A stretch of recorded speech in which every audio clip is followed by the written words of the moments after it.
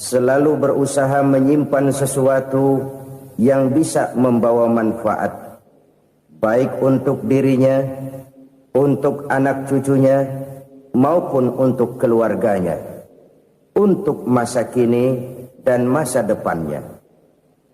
Kadang simpanan itu berbentuk uang, kadang berupa tanah, lain saat berbentuk pabrik, dan lain sebagainya. Sementara masa depan yang paling pasti adalah akhirat. Jika untuk masa depan dunia kita rela memeras keringat, membanting tulang, pergi pagi dan pulang petang, menyimpan uang, menyimpan tanah, menyimpan pabrik, pernahkah kita merenung jika satu saat kiamat datang, kita dibangkitkan dari kubur masing-masing, berdiri di padang mahsyar untuk mempertanggungjawabkan seluruh kegiatan hidup kita di dunia ini, lalu kita akan menuju ke alam akhirat. Sudahkah kita mempunyai simpanan untuk akhirat kita? Pada pertemuan kali ini saya ingin menyampaikan sebuah hadis di mana Rasulullah sallallahu alaihi wasallam bersabda, "Arba'un min kanzil jannah." Simpanan sorga ada 4 macam. Yang pertama, ikhfa'us sadaqah, menyembunyikan sedekah.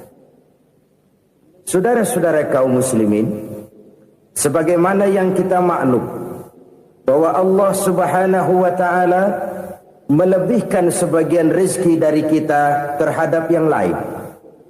Ada yang kaya, ada yang setengah kaya, ada yang miskin, ada yang setengah miskin, dan selanjutnya. Ada yang gajinya kecil tapi penghasilannya gede. Ada yang penghasilannya gede tapi nggak punya gaji.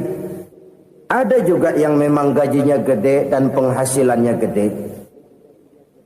Kelebihan rezeki merupakan sunnatullah dan tidak harus membuat kita merasa lebih dari yang lain. Bahkan sebaliknya, kelebihan itu harus membuat kita ringan tangan untuk menolong mereka yang memang memerlukan pertolongan. Kalau saudara diberikan ilmu, maka pertanyaan akhirat cuma satu: ilmumu kau amalkan untuk apa? Kalau saudara diberikan umur yang panjang, pengadilan akhirat juga bertanya satu: umurmu kau habiskan di mana? Tapi kalau saudara diberikan harta, pengadilan akhirat akan bertanya 2: hartamu kau dapat dari mana? Kau belanjakan kemana? Dari mananya ditanya dan kemananya juga ditanya. Oleh karena kita akan dimintakan pertanggungan jawab, maka amanah yang bernama harta ini harus kita gunakan dengan sebaik-baiknya. Ada penggunaan yang merupakan kewajiban, itu zakat namanya.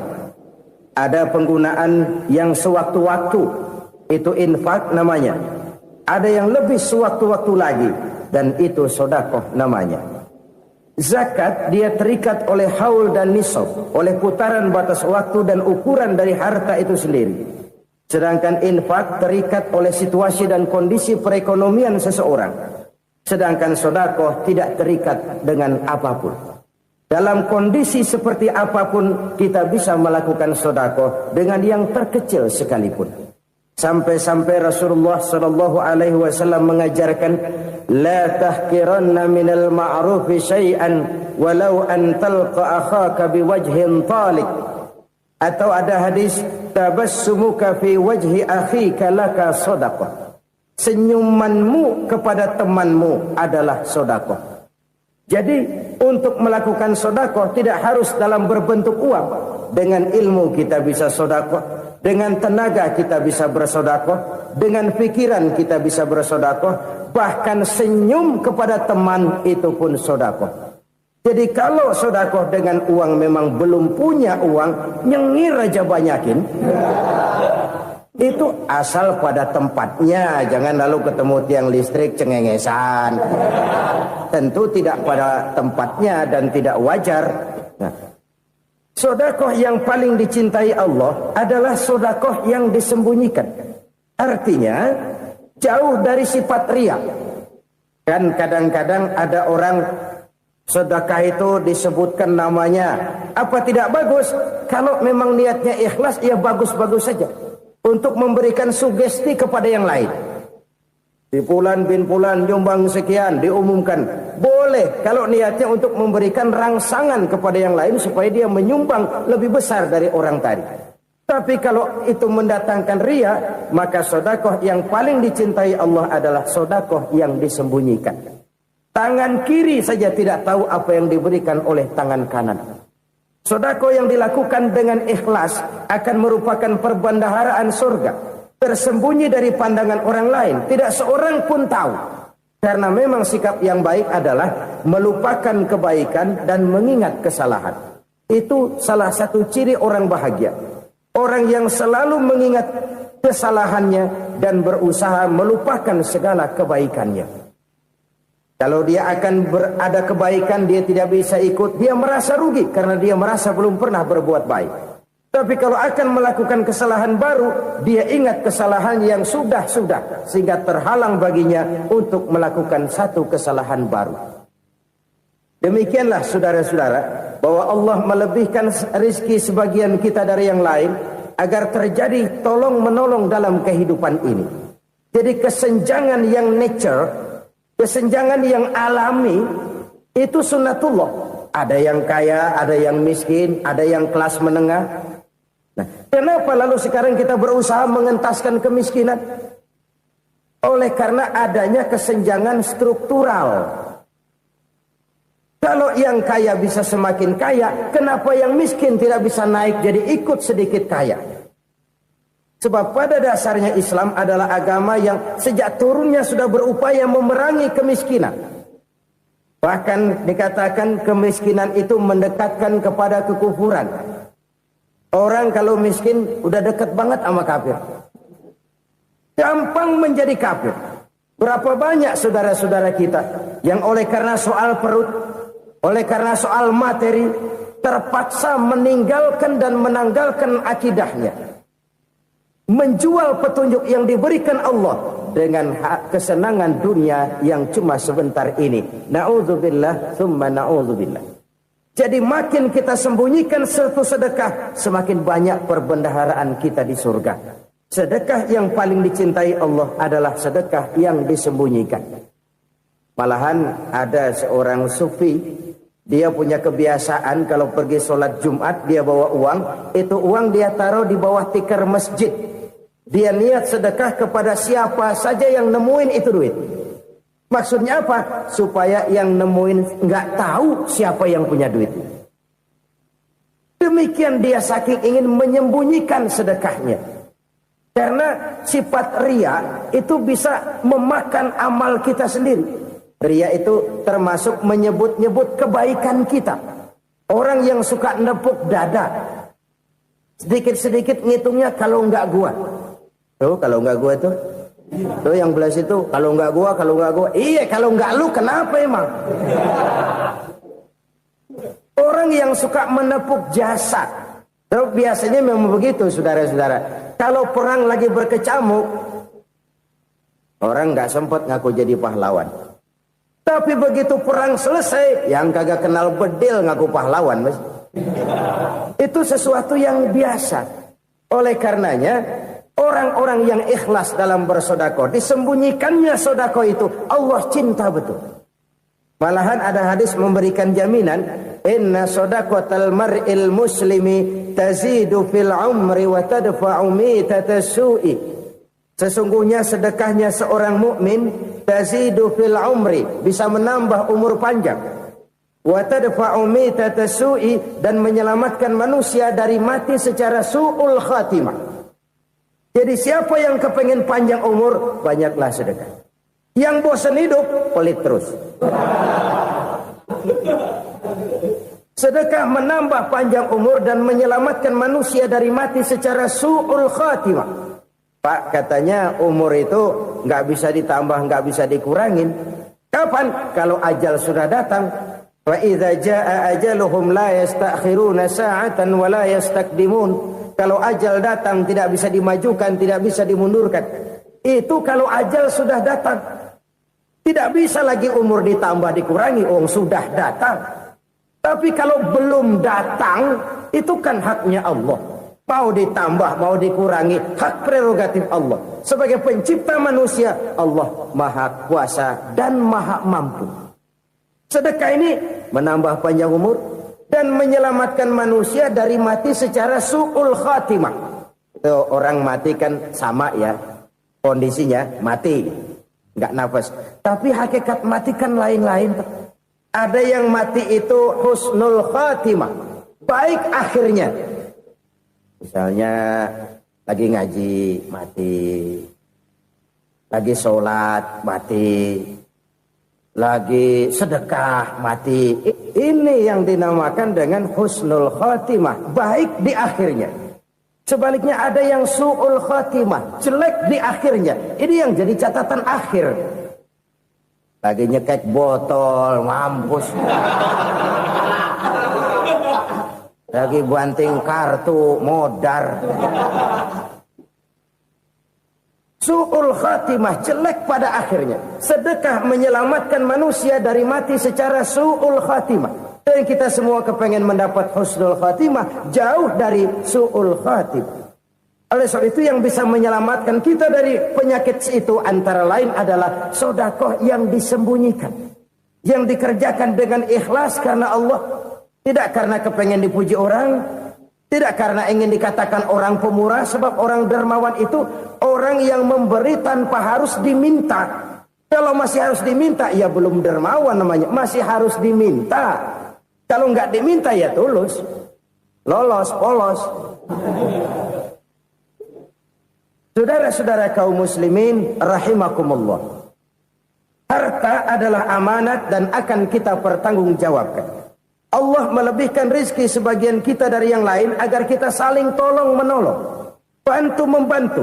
Nabi janjikan siapa yang meringankan beban saudaranya muslim di dunia, Allah akan meringankan bebannya di akhirat nanti. Sebuah jaminan dari baginda Nabi. Si orang yang kita bantu barangkali tidak bisa membalas, Allah yang akan membalas lewat jalan lain yang tidak pernah kita sangka-sangka. Ada orang tanya, Pak, ini ada orang nyumbang masjid sambil marah-marah, bagaimana? Saya bilang sumbangannya aja ambil, marahnya jangan. Marahnya jangan diambil, itu urusan dia. Saudara-saudara kaum muslimin rahimakumullah. Umat Islam ini kan umat yang punya potensi besar. Kadang kita merenung, kenapa kadang-kadang pembangunan masjid kok lambat sekali? Kalau hotel hari ini peletakan pertama, bulan depan peresmian. Supermarket hari ini peletakan batu pertama, minggu depan peresmian. Tapi kalau sudah yang namanya masjid, kadang-kadang peletakan batu pertama sekaligus jadi batu terakhir.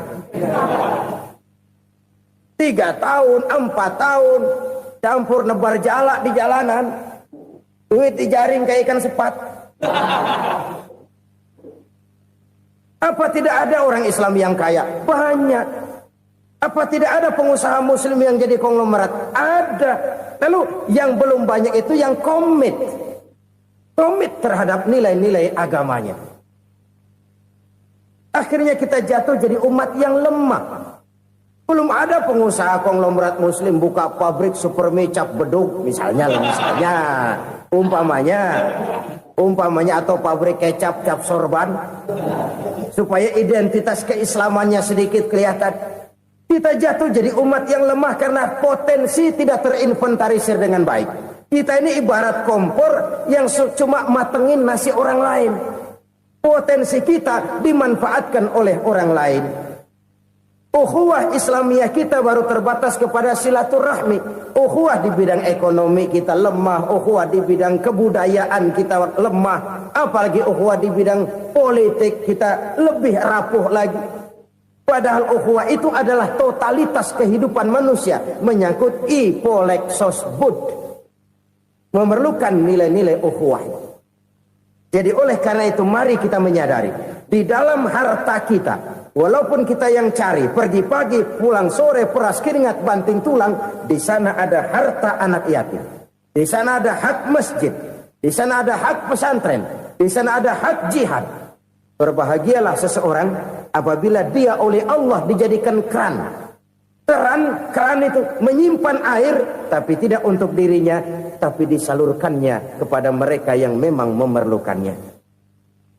Saudara-saudara kaum muslimin rahimakumullah, ini yang pertama. Jadi perbendaharaan surga adalah menyembunyikan sedekah. Orang lain nggak tahu, kita pun nggak pernah ngitung-ngitung. Kita anggap lewat begitu saja, padahal itu deposit akhirat. Satu. Yang kedua, perbendaharaan surga itu apa? Wa kitmanul musibah, menyembunyikan kesulitan. Kadang orang takut menghadapi kesulitan. Tapi makin kita merenung, hidup ini kan sebenarnya urusan. Takut sama urusan, ya jangan hidup. Tandanya orang hidup itu kalau punya urusan.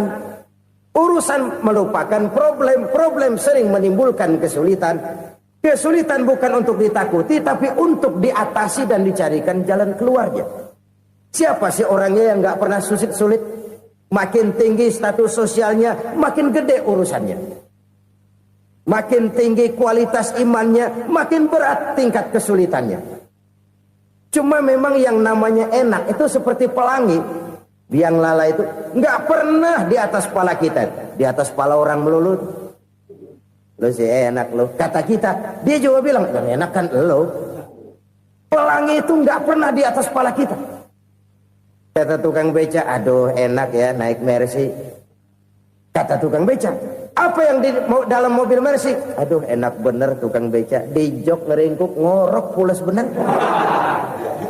Saya kamar pakai AC sejuk, tempat tidur sutra empuk, alga spring bed, kulak kulik nggak bisa pulas kalau belum minum Valium, belum tidur. Enak bener tukang beca, di jok ngorok nggak tahu wetan kulon.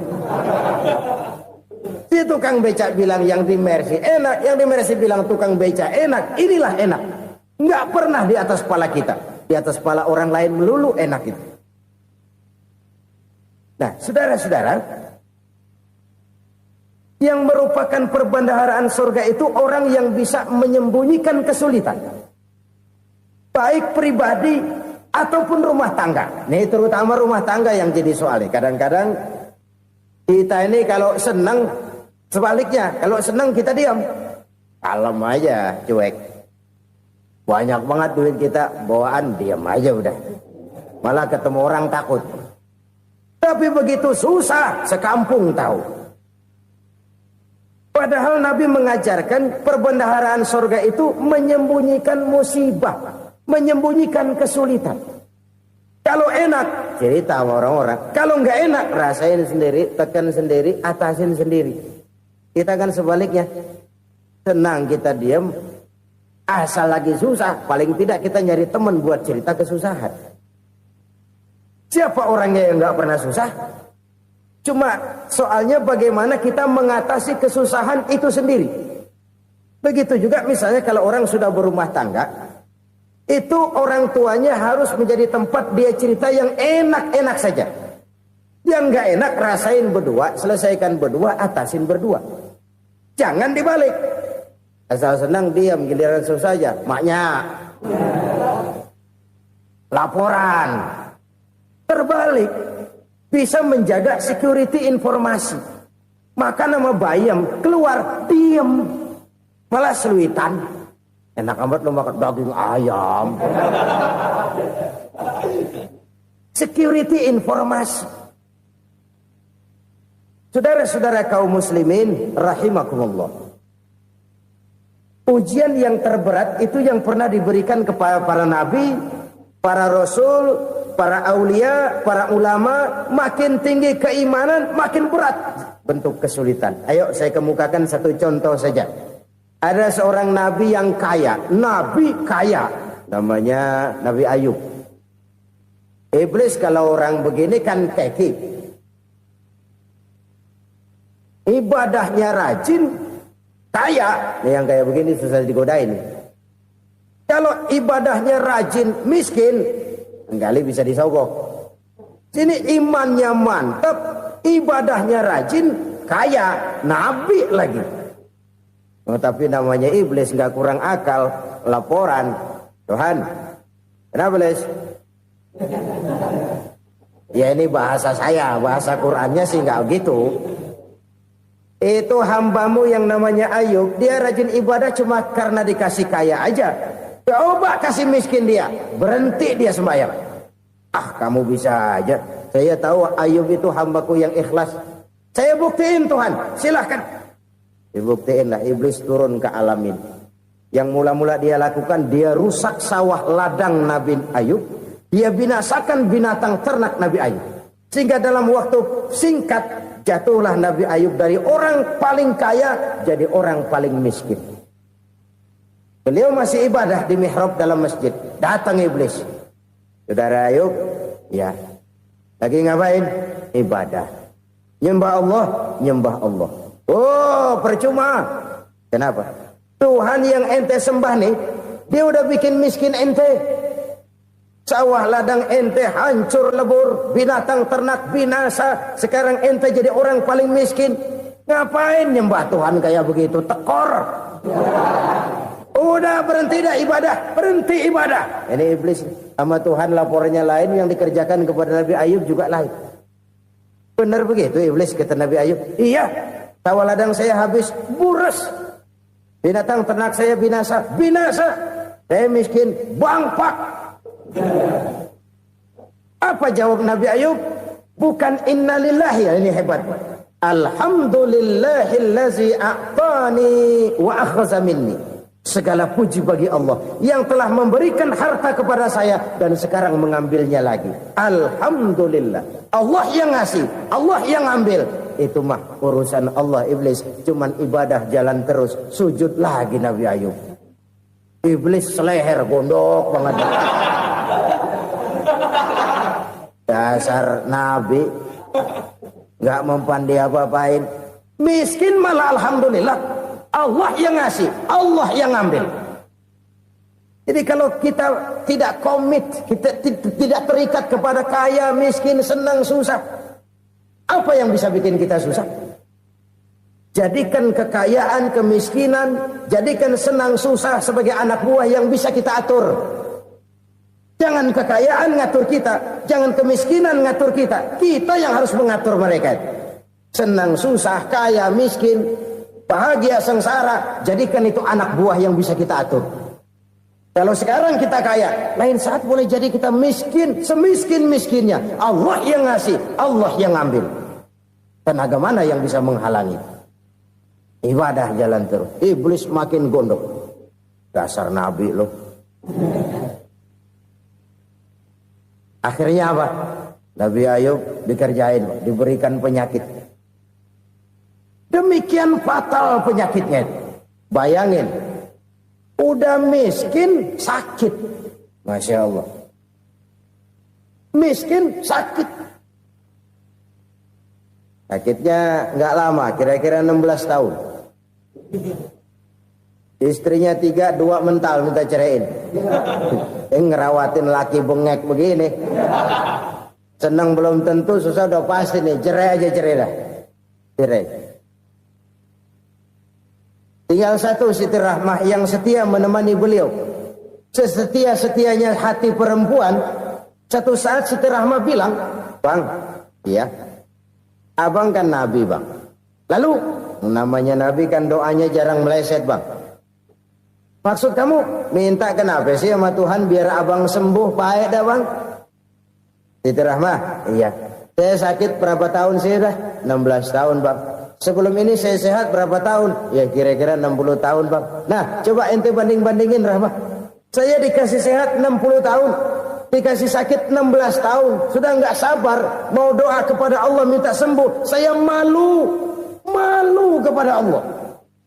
Diuji dengan yang luar biasa seperti ini, tidak mengganggu stabilitas kehambaannya. Dia tetap menghamba kepada Allah Subhanahu wa ta'ala. Saudara-saudara kaum muslimin rahimakumullah.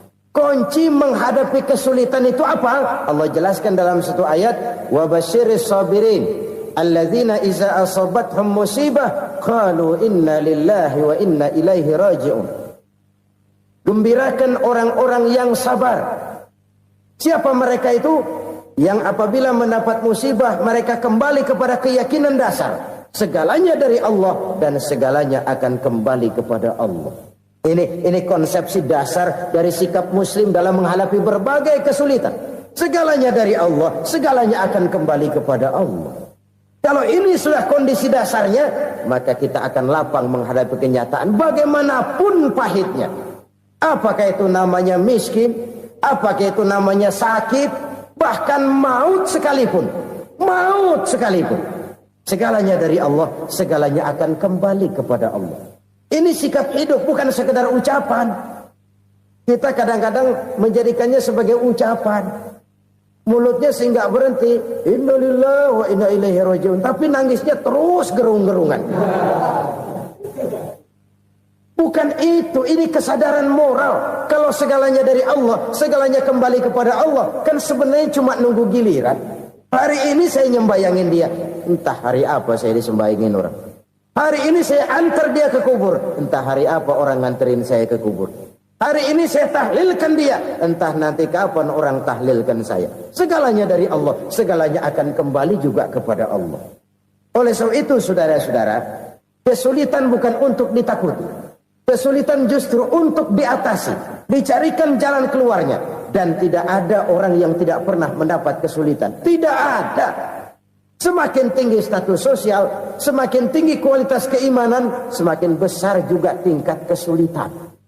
Hanya saja bagaimana cara kita mengatasinya. Dan Al-Quran menyatakan, inna ma'al usri yusra. Di balik kesulitan itu pasti ada kemudahan. Roda itu berputar. Karena itu Rasulullah sallallahu alaihi wasallam mengingatkan kepada kita, ta'arraf ilallahi fir raha ya'rifka fis syiddah. Ingatlah kepada Allah di waktu kamu senang, supaya Allah ingat kepada kamu di waktu kamu susah. Kalau waktu senang kita ingat kepada Allah, kita susah, Allah tidak akan meninggalkan kita. Tapi kalau waktu senang kita jauh dari Allah, sujud tidak sempat, dengan masjid jauh, ketika senang kita lupakan Allah. Nanti begitu kita susah, Allah lupakan kita. Dan itu menyakitkan. Oleh karena itu orang-orang tua kita dulu bilang, kalau lagi sehat ingat-ingat lu bakal sakit nanti. Kalau lagi kaya ingat-ingat satu saat kita bakal jatuh miskin. Bahkan kalau lagi muda ingat-ingat kita bakal tua. Dan yang terpenting kalau lagi hidup ingat-ingat kita bakal mati. Saudara-saudara kaum muslimin rahimakumullah. Jadi yang kedua yang merupakan perbendaharaan surga, menyembunyikan musibah. Saudara-saudara kaum muslimin rahimakumullah. Hal ketiga yang merupakan perbendaharaan surga adalah wasilatur rahmi. Orang yang suka bersilaturahmi. Sebagaimana yang kita maklum bahwa manusia adalah makhluk yang disebut zon politika. Makhluk sosial yang tidak mungkin hidup sendiri-sendiri. Betapa dan siapapun kita memerlukan orang lain. Bodoh betul manusia kalau tinggal di tengah masyarakat tapi tidak mau bermasyarakat. Merasa hebat sendiri, pintar sendiri, gagah sendiri, kaya sendiri.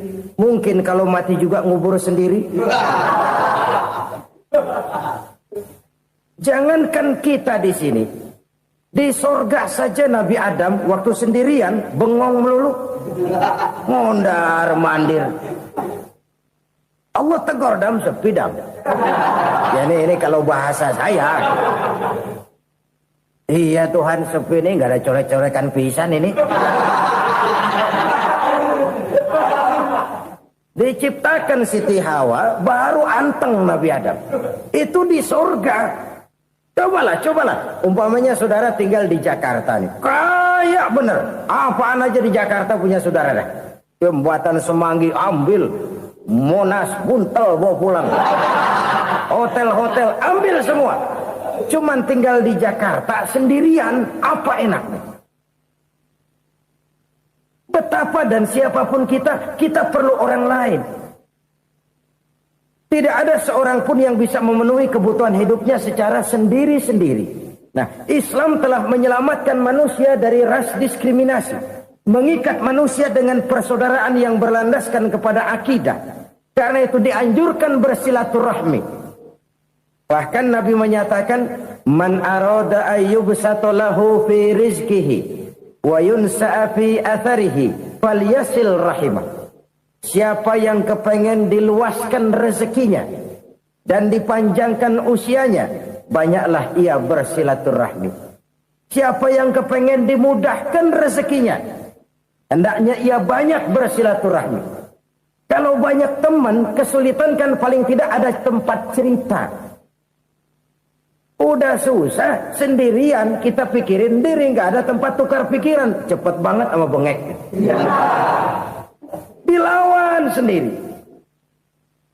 Nah, secara makro kita bisa berkata, tidak mungkin ada kemenangan kalau tidak ada kekuatan. Tidak ada kekuatan kalau tidak ada kesatuan dan persatuan. Tidak mungkin ada kesatuan dan persatuan tanpa semangat silaturahmi. Kalau umat Islam mau menang, dia harus kuat. Kalau umat Islam mau kuat, dia harus bersatu. Kalau umat Islam mau bersatu, dia harus membudayakan silaturahmi ini.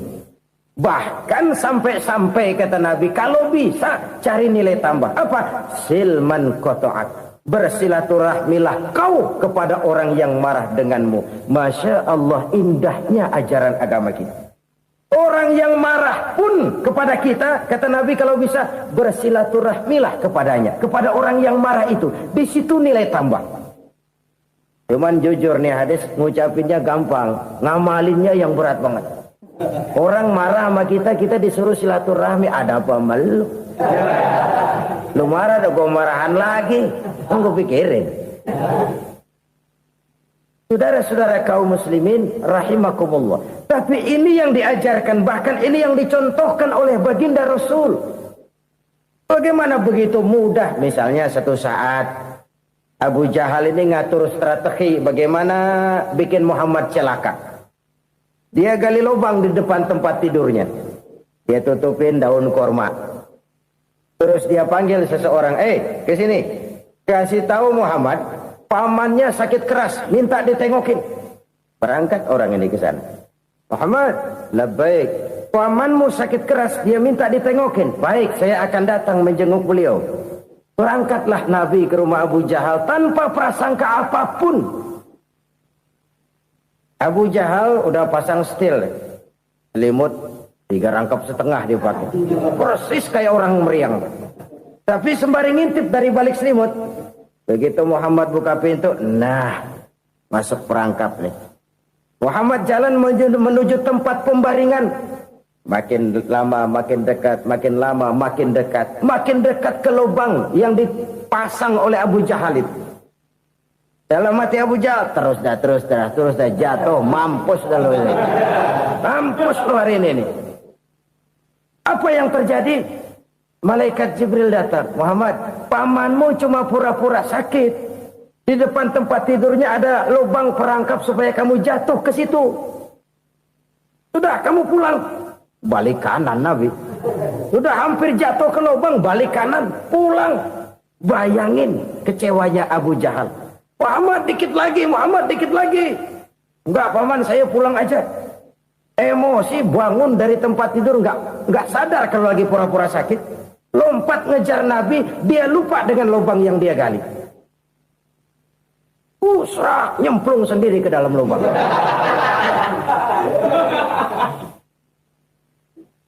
Nabi terus berlalu. Ini terjadi keanehan. Jatuh ke lubang yang dia gali itu sebenarnya nggak terlalu dalam ya, antara 3-4 meteran lah. Tolong saya jatuh ke lubang ini. Datanglah pelayan-pelayannya itu. Angkat saya dari sini. Oh, yang ngulurin tambang. Satu gulung, belum juga nyampe itu tambang. Kurang, beli lagi ke warung. Sambung, ulur lagi, nggak juga bisa sampai. Wah, ini kerjaan Muhammad ini. Tolong, siapa salah seorang kamu ke rumah Muhammad, kasih tahu encangnya kecebur. Minta ditolongin. Sampaikan kepada Rasul. Kenapa? Pamanmu jatuh ke lubang, Muhammad minta tolong diangkatin. Tambang udah nyambung-nyambung nggak nyampe juga. Ya, nanti saya datang, saya tolong. Coba. Nyata-nyata orang berniat jahat mau mencelakakan dia. Datang dia menolong. Ini yang disebut air tuba dibalas air susu ya ini. Bukan sebaliknya. Air tuba dibalas air susu. Paman, kecebur ya? Iya Muhammad, tolong ini. Pegang tangan saya. Nabi ulurkan tangannya. Nyampe. Dipegang oleh Abu Jahal. Diangkat ke atas. Sampai atas. Apa kata Abu Jahal? Sihirmu memang hebat Muhammad. Udah ditolongin dikata sihir. Yang enak kita kemplang kan itu orang begitu. Urusan apa? Tapi inilah akhlak. Kalau bisa kamu bersilaturahmilah dengan orang yang marah kepadamu sekalipun. Orang marah kita tetap baik. So, kalau kita berbuat baik sama orang yang memang baik, rasanya sih biasa-biasa aja. Orang baik kita baik lagi. Ya draw aja, belum ada nilai tambah di situ. Baru ada nilai tambah kalau kita bisa berbuat baik kepada orang yang nyakitin kita. Itu namanya kita setingkat di atas dia. Dia sakitin kita, kita berbuat baik sama dia. Dia pelit sama kita, kita baik sama dia. Dia marahin kita, kita deketin dia. Di situ kita punya nilai tambah. Jadi siapa yang ingin diluaskan rezekinya kata Nabi dan dipanjangkan umurnya, hendaklah ia banyak-banyak bersilaturahmi. Sederhana sebenarnya silaturahmi, tapi silaturahmi membangkitkan semangat kesatuan dan persatuan. Kesatuan dan persatuan melahirkan kekuatan. Dalam matematika 1 ditambah 1 pasti 2. Tapi di tengah masyarakat 1 orang takut ditambah 1 orang takut, hasilnya jadi 2 orang setengah berani. Kenapa setengah berani? Karena udah berdua. Tadi pan takut sendirian. Kalau dia kumpul turu-turu takutlah jadi berani. Kita yang lemah, kita yang tidak berdaya, kita yang miskin, kalau mau kompak bersatu, apa yang nggak bisa kita kerjain?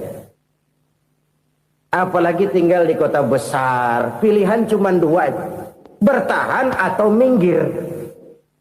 Bertahan atau minggir. Untuk bisa bertahan harus mampu bersaing. Untuk mampu bersaing harus punya keahlian. Keahlian harus ditunjang dengan pendidikan, ditambah oleh kekompakan sebagai umat. Udah miskin mencar mulu, orang injak kita. Orang nggak pandang urusan apa yang malu. Oleh karena itu silaturahmi pada hakikatnya merupakan roh dari ukhuwah yang diajarkan oleh agama kita.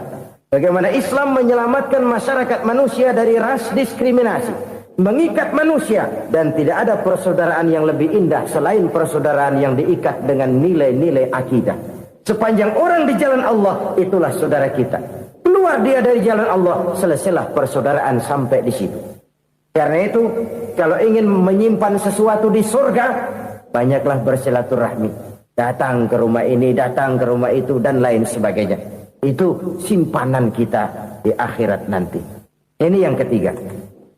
Saudara-saudara, yang keempat, perbendaharaan surga itu apa? Wa qawlu la hawla wa la quwwata illa billah. Ucapan la hawla wa la quwwata illa billah. Ibadah kan ada yang berat, modalnya besar. Bangun masjid berat, modalnya besar. Bangun rumah sakit berat, modalnya besar. Ada ibadah yang berat, tapi modalnya ringan. Misalnya puasa. Puasa itu berat, mengendalikan nafsu. Kalau sekedar nggak makan nggak minum sih enteng. Mengendalikan nafsu itu jihad terbesar. Tapi kan modalnya ringan, cuma niat saja. Ini ibadah berat, modalnya ringan. Ada ibadah yang ringan, modalnya juga enteng. Seperti termasuk ucapan la haula wa la quwwata illa billah. Tanpa sadar, la haula wa la quwwata illa billah. Nyelengin tuh di surga. Nyelengin, kita nggak terasa. Nyelengin simpenan akhirat. La haula wa la quwwata illa billah. Nyimpan lagi. Kaget. La haula wa la quwwata illa billah. Nyimpan lagi. Banyak simpenan.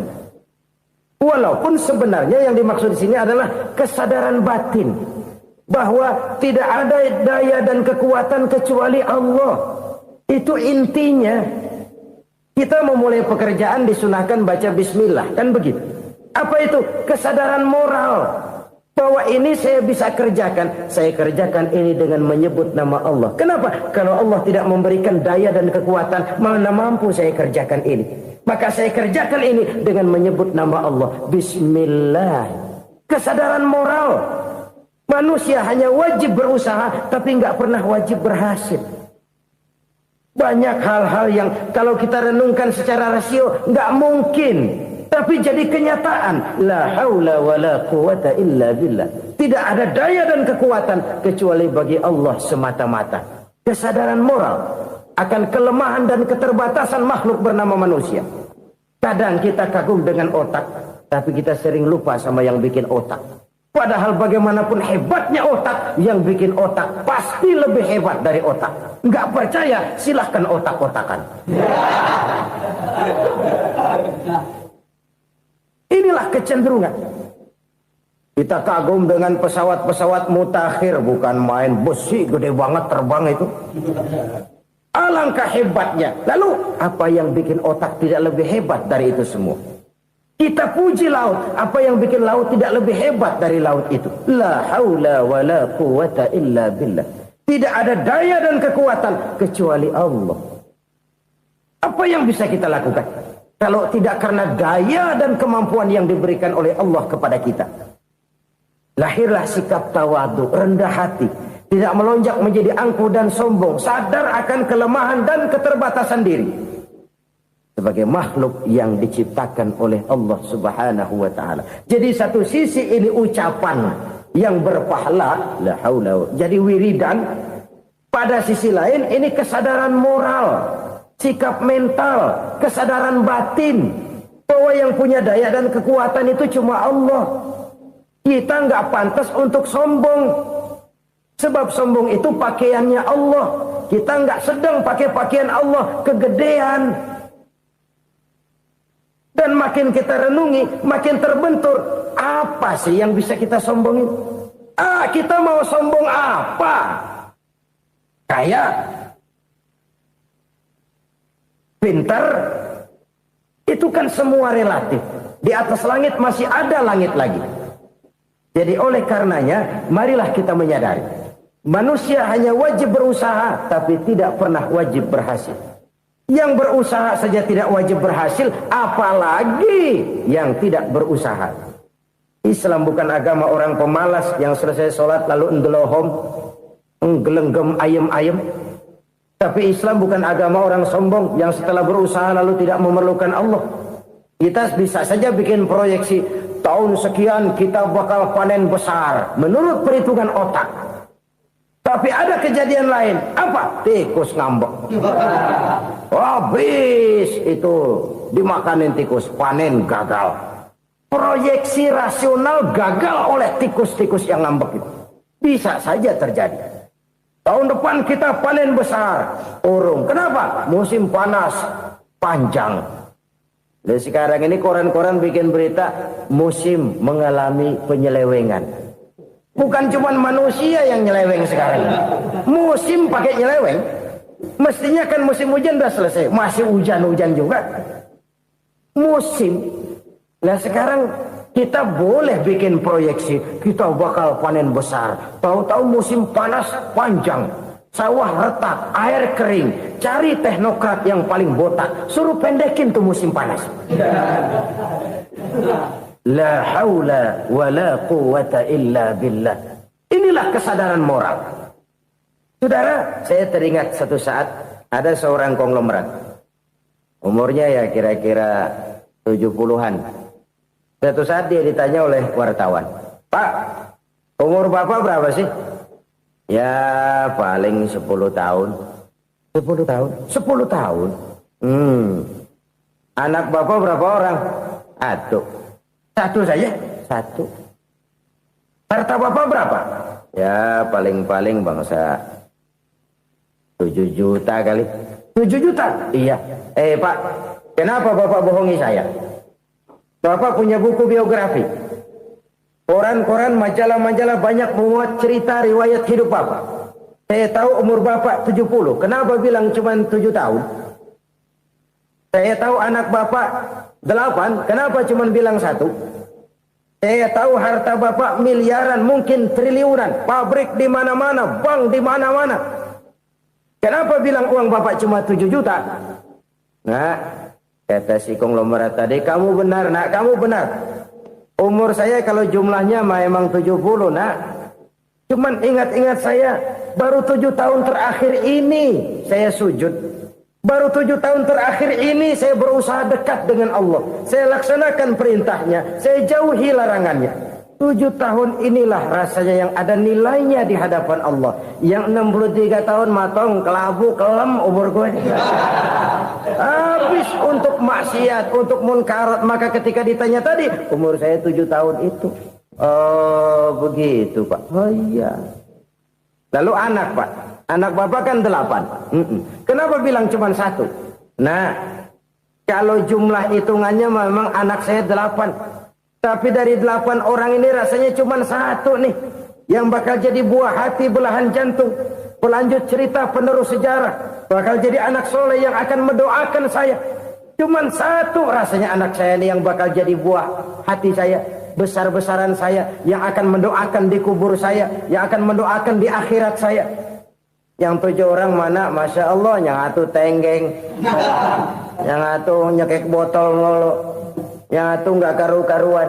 Makanya saya bilang 1 anak saya yang akan bisa mendoakan saya. Oh begitu Pak. Iya. Nah harta Pak, harta bapak kan triliunan, pabrik bapak di mana-mana, uang bapak hampir di tiap bank-bank besar. Kenapa bilang cuma 7 juta? Betul kau nak.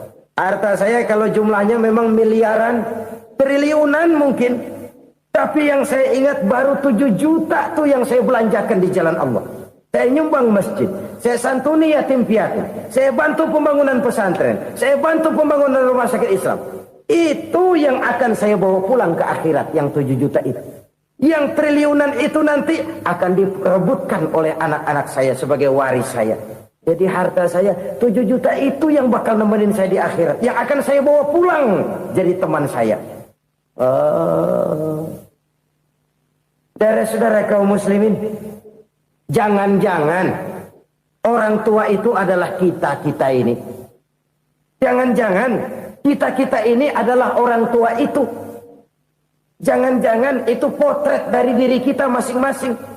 Dari sekian umur yang diberikan Allah, berapa tahun yang ada nilainya di hadapan Allah? Dari sekian anak-anak yang merupakan amanah, berapa yang akan mendoakan kita sebagai orang tuanya menjadi anak soleh? Dari sekian banyak harta yang diberikan Allah, berapa yang akan kita bawa pulang menghadapnya nanti, yang kita belanjakan di jalan Allah? Ini sebuah potret kehidupan. Karena itu kita kembali kepada la haula wa la quwwata illa billah. Kita wajib berusaha, kita wajib berikhtiar. Selebihnya, segala daya dan kekuatan hanya milik Allah saja semata-mata. Satu kesadaran batin dari setiap pribadi muslim. Setelah ia berusaha dan berikhtiar, ia menyerahkannya kepada Allah Subhanahu wa ta'ala. Jadi, satu sisi ini merupakan wiridan ucapan yang mengandung pahala. Pada sisi lain, ini merupakan sikap batin dari seorang muslim di dalam ia menghadapi realitas kehidupan ini. Saudara-saudara kaum muslimin, rahimakumullah. Kalau ini kita jadikan satu basis kehidupan, maka ini akan menyelamatkan manusia dari kemungkinan tergelincir menjadi orang yang lupa diri dan lupa darat. Sebab itu Imamul Ghazali berpesan, jadidis safinah fa innal bahra amiq wa khuziz zad fa inna safara ba'id wa khaffifil hamla fa innal hamla sadid. Perbarui selalu kapalmu karena lautan sangat dalam. Bawa bekal yang banyak karena perjalanan ini sangat jauh. Ringankan beban karena kebanyakan beban akan menyakitkan. Alangkah indah kalimat ini, alangkah dalam makna yang terkandung di sana. Perbarui selalu kapalmu karena lautan sangat dalam. Apa artinya ini? Jaga mentalmu baik-baik. Pelihara imanmu baik-baik karena hidup penuh cobaan seperti lautan. Kita kalau berlayar di lautan kan kadang-kadang tenang, angin bertiup sepoi-sepoi basah. Jika malam datang bintang gemintang bertabur menghias cakrawala. Rembulan memantulkan sinarnya dengan indah. Dalam keadaan begitu berlayar enak. Tapi lain saat ombak menggunung, halilintar menyambar, angin topan bertiup. Berapa banyak sudah saudara-saudara kita yang tenggelam di lautan dunia tanpa sadar bahwa dia belum sampai kepada pantai yang akan dituju. Berapa banyak sudah saudara-saudara kita yang tenggelam di lautan dunia ini tanpa sempat bangkit lagi. Dia menyangka sudah sampai kepada tujuannya. Hati-hati kapal jangan sampai bocor karena lautan sangat dalam. Iman ini jaga baik-baik karena hidup penuh dengan ujian. Wa khuzizat fa inna safara ba'id. Bawa bekal yang banyak karena perjalanan sangat jauh. Saudara mau ke Bandung, bawa duit. Saudara mau ke Surabaya, banyakan lagi duitnya. Saudara mau ke Mekah, gepokan, iketan tuh duit nggak lembaran lagi. Makin jauh perjalanan, makin banyak bekal yang harus kita bawa. Kalau saudara dari Jakarta mau ke Surabaya, kagak bawa duit berangkat juga, itu sih bukan berani namanya, nekat. Sampai Surabaya belum tentu, sengsara di jalan udah pasti. Kenapa? Nggak bawa bekal berangkat. Sama juga kita nih, misalnya belum sempat sembahyang, mati. Waduh, berani banget orang. Belum punya bekal, mati. Sengsara di jalan. Atau bekal tidak cukup. Dari Jakarta saudara mau ke Surabaya, bawa duit 500 perak. Paling jauh Cikampek nyampenya itu. Paling jauh itu. Antara jauhnya perjalanan dengan bekal yang saudara bawa tidak seimbang. Hidup ini perjalanan panjang. A walking tour. Dimulai dari alam arwah. Sebelum jasad diciptakan, roh diciptakan lebih dulu. Dari situ pindah ke alam rahim. Dari alam rahim pindah ke alam dunia. Dari alam dunia pindah ke alam barzah. Baru menuju akhirat. Satu perjalanan panjang. Kalau bekal tidak bawa, sengsara di jalan. Bawa bekal yang banyak karena perjalanan ini sangat jauh. Wa khaffifil hamla, ringankan beban karena beban itu cuma akan menyulitkan. Kalau bekal itu sih keperluan, tapi beban nggak kita perluin, coba ngeberat-beratin. Apa ini beban? Dosa, kecurangan, kebatilan, kezoliman, ketidakadilan, kesewenang-wenangan. Itu akan jadi beban kita di akhirat. Alangkah celakanya, perjalanan panjang, bekal tidak bawa, beban kelewat banyak, alamat sengsara di jalan. Pahala tidak ada, dosa berlipat ganda. Na'udzubillah, summa na'udzubillah. Kalau kita rangkum nasihat Al-Ghazali dengan kisah si konglomerat tadi, kita akan mengambil kesimpulan. Pertama, bekal terbaik dalam menghadapi gejolak kehidupan ini tidak lain adalah iman. Yang kedua, pahala dan dosa. Dua hal kontroversial. Pahala adalah bekal, dosa adalah beban. Tapi kita sekarang kan tidak begitu terangsang kepada yang abstrak. Orang berlomba mencari yang konkret-konkret saja. Yang real. Kalau memang dosa, benjol dong. Kira-kira begitu. Kira-kira begitu. Persis orang Yahudi dulu. Orang Yahudi itu kan pernah minta kepada Nabi Musa. Ya Musa, lan nu'mina laka hatta narallaha jahrah. Musa, kami nggak bakal mau beriman kepada Allah kalau belum kami lihat Allah ada nongkrong di depan kami. Kalau memang Tuhan ada, taruh dong di depan kami. Mau yang konkret-konkret saja. Kalau memang dosa, benjol dong. Kalau memang pahala, berasa dong. Orang terangsang kepada yang real, yang konkret-konkret saja. Karena itu, untuk mengejar dosa, orang mau bayar. Tapi untuk mengejar pahala, walaupun tidak bayar, orang segan. Ini yang dikatakan oleh Nabi, kamu mengharapkan ke surga, tapi kamu berat melaksanakan sesuatu yang bisa membawa kamu ke surga. Kamu ingin jauh dari neraka, tapi tiap saat kamu lakukan perbuatan-perbuatan yang justru menjerumuskan kamu ke neraka. Idda'aitum an-najata minan nar wa ramaitum fiha anfusakum. Kamu ingin selamat dari neraka, tapi kamu lemparkan diri kamu ke neraka. Kamu ingin masuk surga, tapi berat sekali kamu melakukan perbuatan-perbuatan yang bisa menyampaikan kamu di surga. Saudara-saudara kaum muslimin rahimakumullah. Jadi hal keempat yang merupakan perbendaharaan surga adalah la haula wa la quwwata illa billah. Satu sisi ini merupakan ucapan yang memperberat timbangan akhirat. Pada sisi lain ini merupakan sikap hidup seorang muslim. Kesadaran batin yang sangat dalam bahwa tidak ada daya dan kekuatan kecuali Allah. Dan itu kita simbolkan pada saat memulai pekerjaan dengan bismillah, dengan menyebut nama Allah. Satu kesadaran moral, saya hanya bisa melakukan ini karena diberikan daya dan kekuatan oleh Allah.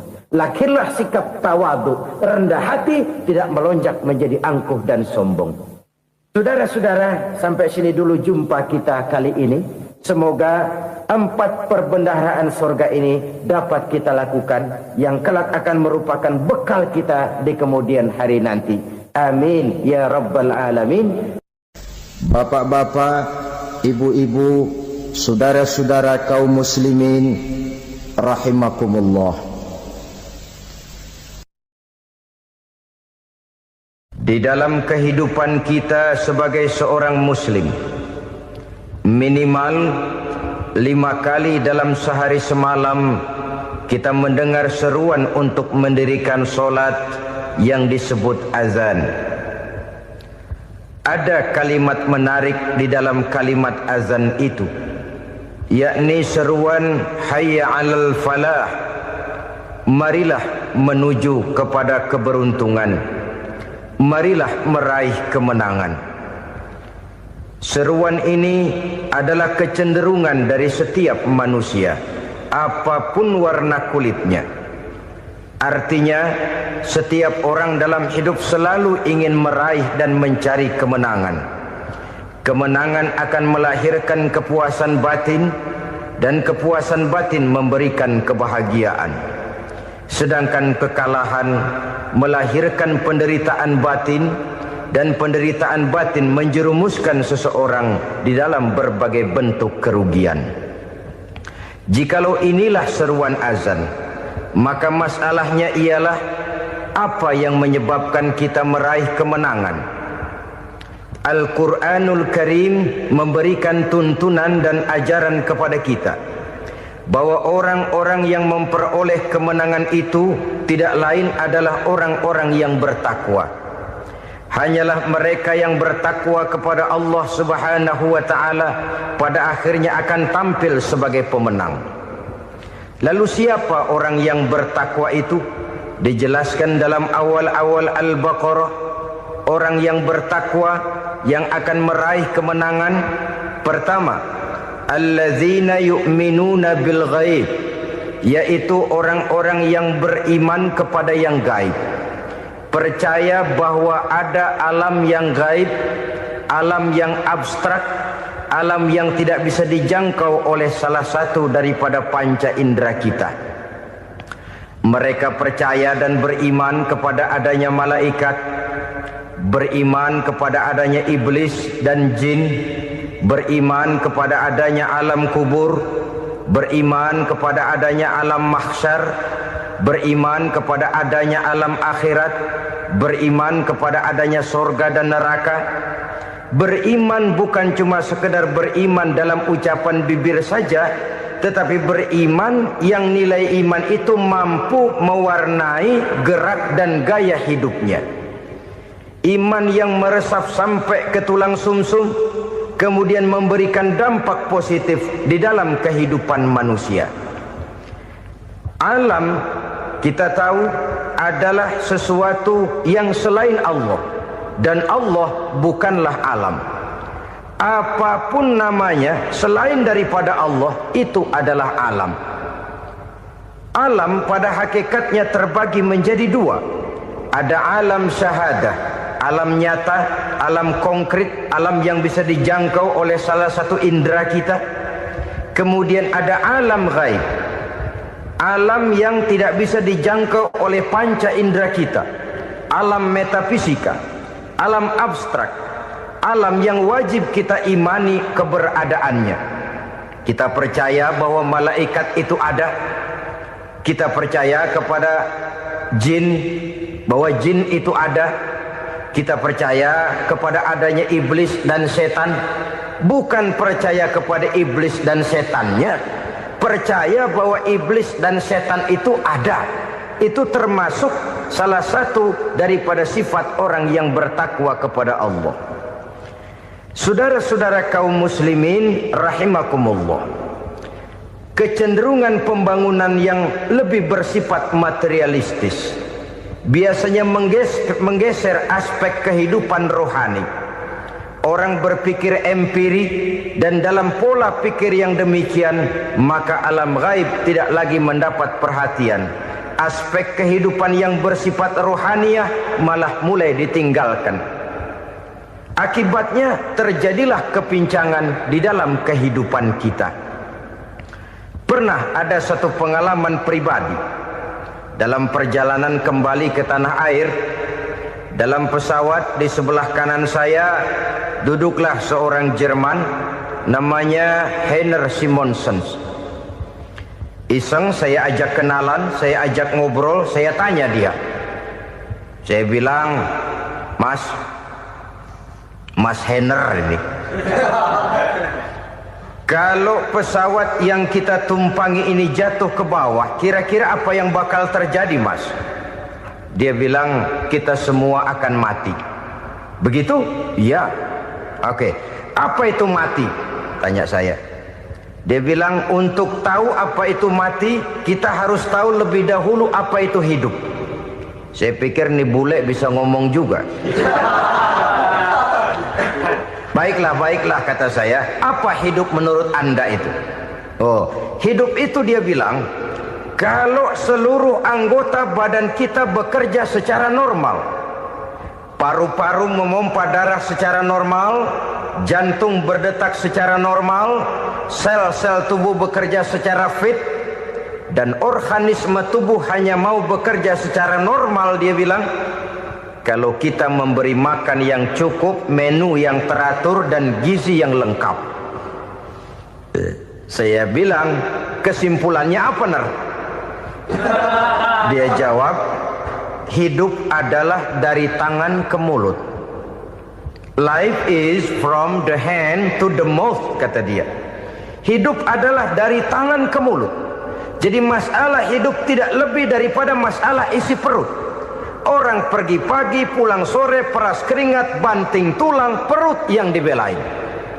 Saya bilang, you are wrong. Sampean salah, Ner. Kamu orang Islam bukan? Bukan. Pantas. Kenapa saya salah? Dia bilang, ya jelas salah. Salahnya di mana? Kamu ini manusia. Kalau hidup cuma dari tangan ke mulut, saya bilang, kambing di kampung saya juga begitu pikirannya, Ner. Itu kambing di kampung saya, asal perutnya kenyang, sudah hidup dia. Perkara besok bagaimana, lusa prospeknya macam mana, bulan depan ada apa, kambing nggak pernah mikir. Di kampung saya kambing juga pikirannya begitu. Kamu Kristen ya? Tadinya. Loh kok tadinya, lalu apa sekarang kamu ini? Dia bilang, sekarang saya netral. Saya tidak beragama, tapi saya percaya kepada Tuhan sebagai pencipta alam. Saya ingat benar dia bilang, I haven't any religious, but I believe to God as the creator of the world. Kenapa bisa netral begitu, Ner?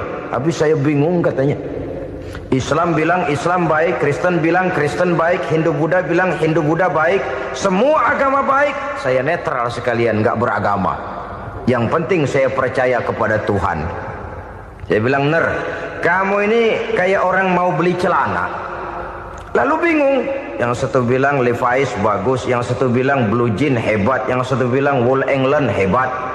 Celana ini hebat, celana itu bagus, celana ini hebat. Semua celana bagus, kamu bingung. Akhirnya netral, tidak pakai celana. Itu juga salah.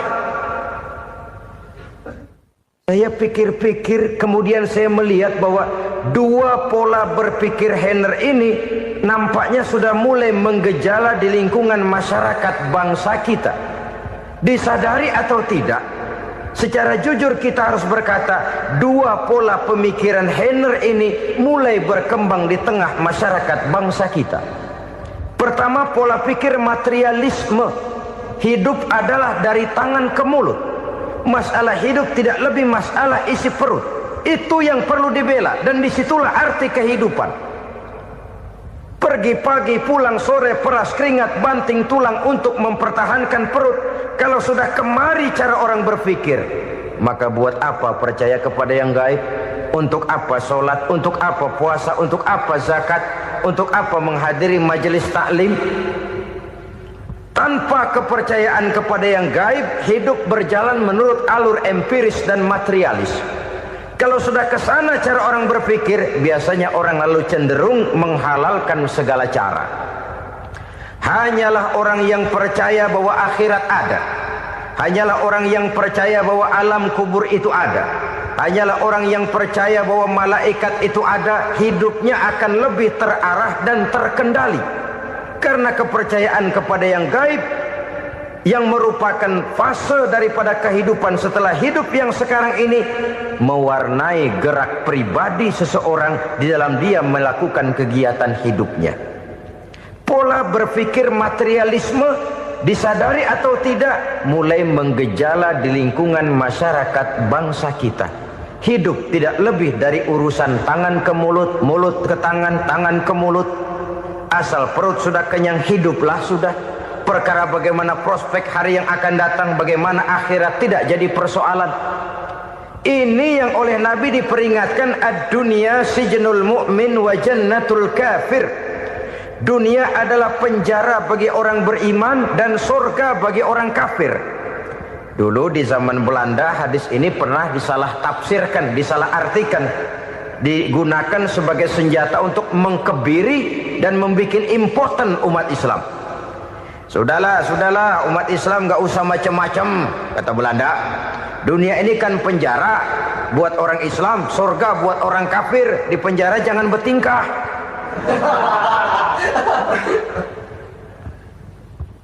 Pengertiannya tidak begitu. Dunia adalah penjara bagi orang mukmin. Artinya dalam kehidupan dunia seorang mukmin tidak bebas memperturutkan hawa nafsunya. Di penjara hawa nafsunya itu. Sebaliknya, surga bagi orang-orang kafir. Buat orang kafir, surgalah dunia ini. Mereka bebas memperturutkan hawa nafsunya. Dilarang tidak terlarang, dicegah pun tidak tercegah. Mereka hidup menurut alur bisikan nafsu mereka sendiri. Kemudian bila ajal datang, maut merenggut nyawa, selesailah surganya sampai di situ. Maka bagi orang-orang yang tidak percaya kepada adanya akhirat, kepada adanya alam gaib, surganya sebatas umurnya. Sekali lagi, surganya sebatas umurnya. Bila umur selesai, ajal pun datang merenggut nyawa, selesailah sudah surganya sampai di situ. Alangkah pendeknya perjalanan orang-orang yang tidak percaya kepada alam gaib ini. Bagi kita mukmin, jikalau kita mampu memenjarakan hawa nafsu, kita bisa bahagia di dunia ini. Dan Islam memang tidak menyuruh kita sengsara di dunia. Raih dunia, kejar dunia, gapai dunia sebagai alat untuk mencapai kebahagiaan di akhirat nanti. Hidup adalah satu perjalanan panjang yang terbentang sejak kita terlahir dari alam rahim sampai kepada alam akhirat nanti. Andai kata kita gagal meraih kebahagiaan di dunia, toh kita masih punya akhirat. Tapi jangan jadi dalil yang melemahkan semangat. Biarin dah kita di dunia kebelangsak, yang penting akhirat. Akhirnya dunia benar-benar kebelangsak. Bagaimana dunia ini bisa kita raih, dan bagaimana meraih dunia untuk menunjang kepentingan akhirat nanti. Yang kedua, dari pikiran Heiner yang saya lihat menggejala di lingkungan masyarakat bangsa kita, timbulnya manusia-manusia netral. Seolah-olah Tuhan yes, agama no. Sama Tuhan percaya, agama ogah. Tuhan ngangguk, giliran agama godeng. Padahal hampir dalam setiap ayat dalam Quran, kata-kata amanu biasanya bergandeng dengan wa amilus shalihat. iman dan amal soleh. Ini sebagai isyarat Tuhan dan agama jangan pernah dipisah-pisah. Apabila kita bertuhan, maka kita harus beragama. Apabila kita beragama, maka agama itu harus bersumberkan dari Tuhan yang kita imani itu. Tidak mungkin kita pisah, Tuhan yes, agama no. Sama Tuhan percaya tapi agama bikin sendiri. Sembayangnya cukup bengong 2 jam madep ngulon.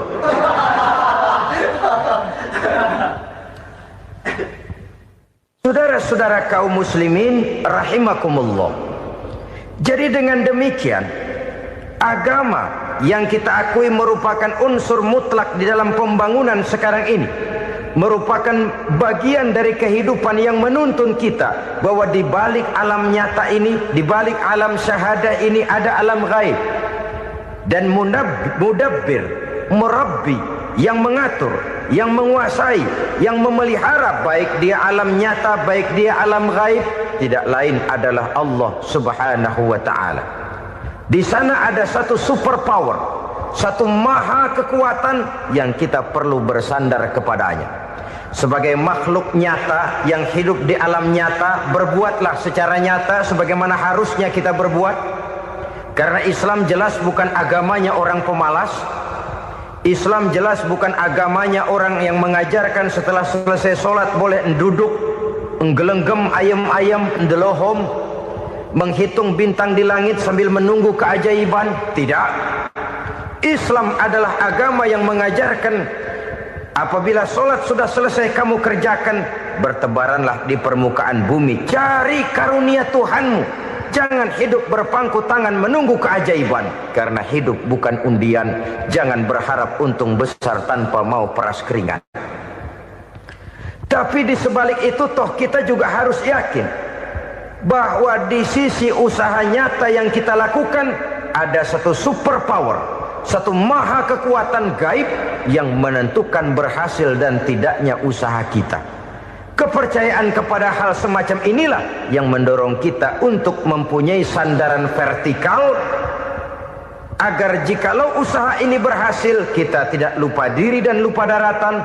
Jikalau usaha ini gagal kita tidak putus asa dan buruk sangka, tidak cupik pandangan dan sempit hati, tapi mampu melihat persoalan dengan kacamata putih sambil husnuzon kepada Allah Subhanahu wa ta'ala. Kita percaya malaikat itu ada. Ada yang namanya raqib dan atid, mengawasi gerak hidup kita sampai kepada gerak hati kita. Ini memberikan sugesti agar kita berhati-hati. Tidak sejengkal tanah pun kita bisa berlindung dari pengawasan raqib dan atid. Ada munkar nakir yang akan menyoal kita di alam kubur. Ada malaikat Malik, penjaga neraka. Ada malaikat Ridwan yang menjaga surga. Kita percaya kepada adanya jin, kita percaya kepada adanya setan, iblis. Percaya kepada adanya, bukan mempercayai si setan, si iblis lalu menjadikannya sebagai teman. Tidak. Percaya bahwa mereka itu ada dan merupakan makhluk Allah yang gaib, yang diciptakan Allah Azza wa Jalla. Kepercayaan kepada alam gaib memberikan motivasi terhadap gerak lahir manusia, sehingga dengan motivasi kepercayaan kepada yang gaib, gerak lahir jadi lebih terarah, jadi lebih terpelihara. Pernah seseorang bertanya, "Pak, apakah adanya akhirat bisa dibuktikan secara ilmiah?" Saya bilang tidak bisa, tidak bisa. Kenapa? Karena yang berangkat nggak pernah pulang kemari lagi. Kalau dia pulang kemari bisa kita tanya bagaimana enak di sono. Cuma secara moral saya katakan, lebih beruntung orang yang percaya kepada akhirat daripada yang tidak. Sekarang saudara percaya akhirat ada, lalu saudara baik-baik di dunia, sholat, puasa, zakat, menolong orang lain, menebarkan kebajikan. Saudara mati, andai kata akhirat tidak ada, toh dalam hidup saudara sudah berbuat baik. Paling tidak nama saudara akan dikenang sebagai orang baik. Sebaliknya, saudara percaya, kata saya, bahwa akhirat tidak ada, lalu hidup semau-maunya, tenggelam dalam maksiat dan munkarat, menentang Allah, tidak mau ruku dan sujud, lalu saudara mati, kemudian akhirat ada, ayo mau apa? Bekal tidak punya. Jadi secara moral lebih beruntung orang yang percaya kepada adanya akhirat daripada yang tidak percaya. Dan itu alam gaib yang tidak bisa dibuktikan secara eksat. Jangankan untuk membuktikan seperti itu, dalam kehidupan sehari-hari saja yang kita rasakan tidak selalu berbentuk toh. Angin, bagaimana sih bentuknya angin? Kita tidak tahu. Merah, buktinya kalau dikerok merah. Yang merah itu kulit, yang kulit kita bukan anginnya. Sakit, rasa sakit itu ada, tapi bagaimana bentuk sakit? Kita nggak pernah tahu. Kalau kita makan cabai pedas, bagaimana bentuk pedas itu tidak ada, tapi rasa ada. Bentuk pedas hijau, cabainya bukan pedasnya. Tidak semua yang kita rasakan bisa kita gambarkan dalam bentuk yang konkret. Oleh karena itu, sekali lagi bahwa kepercayaan kepada alam yang gaib mampu memberikan satu sugesti yang menata kehidupan seseorang lebih lurus, lebih terarah, dan lebih terkendali. Maka wajar kalau kepercayaan kepada yang gaib mengantarkan seseorang untuk meraih kemenangan. Kenapa? Dia percaya kepada yang gaib, bahwa akhirat ada, bahwa alam kubur ada, bahwa pertanggungan jawab itu ada. Maka dia lalu tidak hidup saenae udele dewe gitu loh. Tidak hidup menurut seleranya sendiri, terarah, teratur. Ini cirinya yang pertama. Orang bertakwa yang akan meraih kemenangan, mereka beriman, mereka percaya kepada yang gaib. Bahkan hal-hal konkret saja selalu berangkat dari yang gaib. Saudara-saudara, para remaja, para pemuda sekarang ini tidak pernah tahu toh siapa yang akan jadi teman hidup saudara. Kita bisa saja ngerancang, mentargetkan, tapi toh akhirnya yang namanya jodoh bukan kekuasaan kita. Rezeki di luar kemampuan kita. Begitu juga ajal. Maut, jodoh, ajal adalah contoh-contoh konkret bahwa pada akhirnya yang gaiblah yang menentukan. Bertahun-tahun ngelancong, emang jodoh seret, nggak jadi.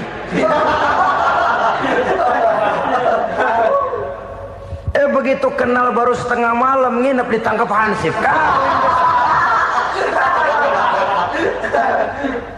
Hal-hal semacam itu kadang-kadang kita berpikir suuzon, gilet, perempuannya cakep banget, lakinya rebek amat. Memang begitulah jodohnya. Memang begitulah jodohnya. Saudara hadirin ma'asyiral muslimin yang saya hormati, jadi hal-hal yang konkret saja kita yakini sepenuhnya ditentukan oleh satu superpower yang gaib itu tadi. Dari sanalah segala ketentuan itu berangkat dan kesanalah segalanya akan kembali. Maka kepercayaan kepada yang gaib meluruskan gerak hidup seseorang dan itu akan mengantarkan dia kepada meraih kemenangan. Satu. Yang kedua, wa yuqimuna shalah. Orang bertakwa yang akan meraih kemenangan itu adalah orang-orang yang mendirikan sholat. Kenapa sholat mengantarkan orang untuk meraih kemenangan? Yang jelas, inna sholata tanha anil fahsya'i wal munkar. Sholat mampu mencegah manusia dari perbuatan keji dan munkar. Banyak filsafat hidup yang terkandung di dalam sholat ini. Sejak kita wudhu sampai kita menghadap ke arah kiblat, sampai kita melakukan gerak-gerak sholat, bacaan-bacaan yang ada di dalam sholat, lalu sampai kepada mengucapkan salam. Banyak filsafat hidup yang terkandung di dalam sholat. Umpamanya saja, setelah takbiratul ihram mulai kita dengan sholat dalam posisi berdiri, diajarkan dalam kitab-kitab fikih agar kita melihat ke arah tempat sujud. Ini kan filsafat kehidupan. Kalau kamu sholat dalam posisi berdiri, lihat tempat sujud. Jangan sholat mata jelalatan, sebab nanti bisa mengurangi kekhusyuan. Jadi wajar kalau yang dikatakan bahwa yang paling afdol adalah shaf yang di depan. Kenapa? Secara harfiah pengertiannya akan lebih mengundang kekhusyuan. Kenapa? Kalau kita di shaf paling depan di masjid umpamanya paling banter kita lihat tembok. Tapi kalau kita shaf di tengah atau di belakang, orang-orang di depan kita pun akan kelihatan. Yang bajunya loreng, yang bajunya genggang, yang bajunya macam-macam. Kita lihat, kadang-kadang kita pikirin, ada yang bajunya bolong. Kita sholat tapi dalam hati, nih orang bajunya robek yang nggak tahu apa. Ada saja hal-hal yang mengusik kekhusyuan kita. Oleh sebab itu diajarkan dalam posisi berdiri, lihat, arahkan pandangan matamu kepada tempat sujud. Ini kan filsafat kehidupan. Maksudnya apa? Kalau lagi diri lihat dong tempat sujud. Kalau udah di atas ingat dong sama yang bawah. Kalau sudah tinggi ingat dong dari mana kamu berangkat. Kalau sudah berkuasa bantu dong yang lemah. Kalau sudah kaya santuni dong yang miskin. Kalau sudah alim bimbing dong yang awam. Ini filsafat kehidupan. Dalam posisi berdiri kau lihat tempat sujud. Ini akan melahirkan kepekaan sosial di mana seseorang mau tahu kepada orang lainnya. Bagaimanapun kaya kita, tinggi pangkat dan jabatan kita, jikalau hidup hanya untuk kepentingan perut sendiri saja, rasanya belum membawa manfaat di dalam kehidupan kita. Tapi efek yang tertinggi sesungguhnya, sholat mencegah manusia dari perbuatan keji dan munkar. Perbuatan keji dan munkar walaupun kelihatannya mendatangkan uang, membawa keuntungan, tapi itu keuntungan semu, keuntungan sementara. Dengan menipu orang lain kita bisa dapat untung, tapi tidak membawa berkah. Dan itu adalah kerugian besar dalam kehidupan kita. Maka untuk meraih kemenangan harus dimulai dengan membentuk kepribadian yang tegar, memiliki sandaran vertikal yang langsung kepada Allah Subhanahu wa ta'ala. Dan itu hanya bisa kita tempuh melalui jalur ibadah formal yang sudah ditentukan Allah, yakni sholat yang 5 waktu. Untuk memperkuat itu ada sholat-sholat sunnah, rawatib, nawafil sebagai terminal-terminal kontrol cadangan untuk memelihara stabilitas temperatur batin di dalam kita berhubungan dengan zat yang maha gaib, yaitu Allah Subhanahu wa ta'ala. Orang sering bertanya, Pak, itu tetangga saya nggak sholat, duitnya nggak habis-habis, Pak.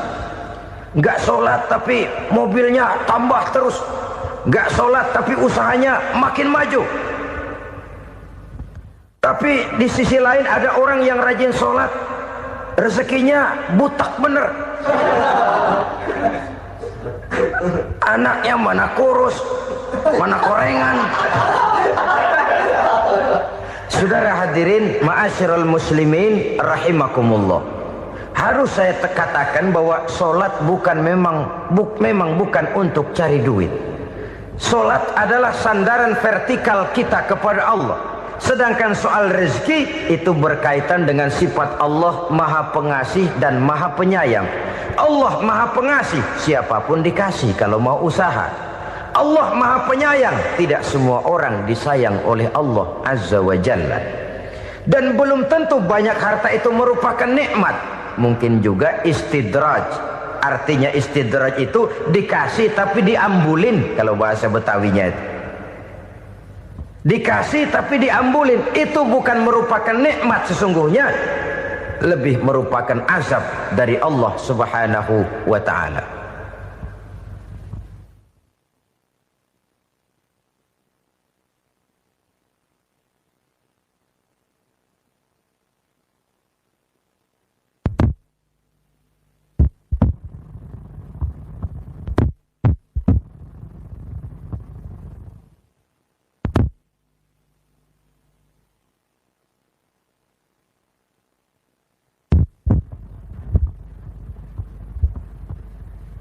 Agama mempunyai sistem sholat, dan kita umat Islam telah dituntun oleh Allah Subhanahu wa ta'ala yang wajibnya 5 kali dalam sehari semalam mendirikan solat, dan itu tentu berada dalam jangkauan kemampuan manusia. Pada awalnya barangkali kita memang merasa solat itu satu kewajiban, tapi semakin kita hayati makna, manfaat, dan filsafat yang terkandung di dalam ajaran solat, semakin sampai kita kepada keyakinan bahwa solat adalah keperluan kita. Sehingga pada waktu tertentu dinilai puncaknya, kita tidak lagi akan berkata saya wajib solat, tapi kita akan berkata saya perlu solat. Kalau kita sudah merasakan itu adalah keperluan kita, nah di sanalah kita baru akan merasakan ruginya kalau hal itu tidak kita laksanakan. Sepanjang kita masih berkata saya wajib sholat, kita akan lebih merasakan dia sebagai beban ketimbang sebagai keperluan.